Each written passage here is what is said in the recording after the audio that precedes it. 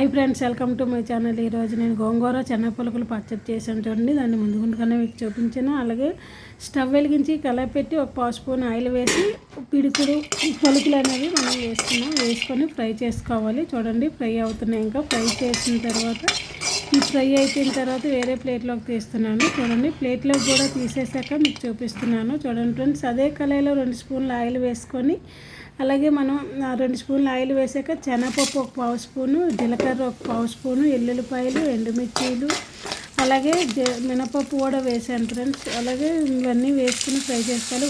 ఉప్పు టేస్ట్ తగినంత ఉప్పు వేసుకున్నాను. ఒక బొట్ట చింతపండు వేసుకున్నాను.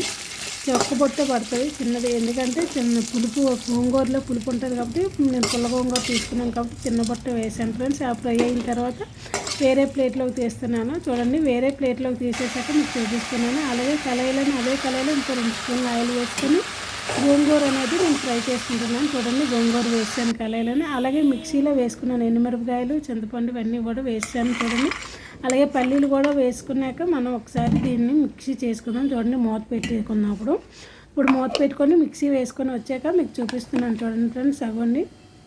అలాగే ఇప్పుడు గోంగూర అనేది ఫ్రై అయింది లేదో చూద్దాం. చూడండి, అవ్వండి, ఇంకా ఫ్రై అవ్వాలి. ఇంకా కొంచెం ఆయిల్ అంటుకోవాలి. ఇంకొక 2 మినిట్స్ పాటు ఫ్రై అవ్వాలి. చూడండి ఫ్రెండ్స్, 2 మినిట్స్ తర్వాత చూపిస్తున్నాను మళ్ళీ మీకు. చూడండి, ఇప్పుడు ఫ్రై అయిపోయింది. ఇప్పుడు ఒకసారి కలుపుకుందాం. చూడండి ఫ్రెండ్స్, ఒకసారి కలుపుకోవడం అయిపోయాక వేరే దాంట్లో తీసుకున్నాను. అదే నేనేం చేస్తానంటే మిక్సీలో వేసేస్తున్నాను. చూడండి, మిక్సీలో వేసే వీడియో కూడా చూపిస్తున్నాను.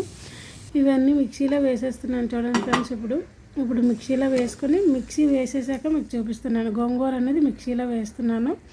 ఇదంతా వేసేసాక గోంగూర అంతా వేసేసాక మిక్సీ వేసుకొని వచ్చేసాక మీకు చూపిస్తున్నాను. చూడండి ఫ్రెండ్స్, అలాగే స్టవ్ వెలిగించి 2 స్పూన్లు ఆయిల్ వేసుకోవాలి. 3 స్పూన్లు వేసాను నేను.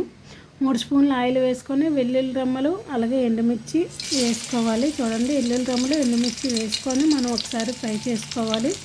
ఫ్రై అయిన తర్వాత జీలకర్ర, ఆవాలు, మినపప్పు వేసుకున్నాం. చూడండి, అవి కూడా వేస్తున్నాను. ఇవన్నీ వేసేసాక ఒకసారి మనం ఫ్రై చేసుకోవాలి. చూడండి ఫ్రెండ్స్, ఇవంతా ఫ్రై అవ్వాలి. ఫ్రై ఎంత పోపు అనేది ఎంత బాగుంటే అంత బాగుంటుంది. అలాగే కరివేపాకు కూడా 2 రెమ్మలు వేసుకున్నాను.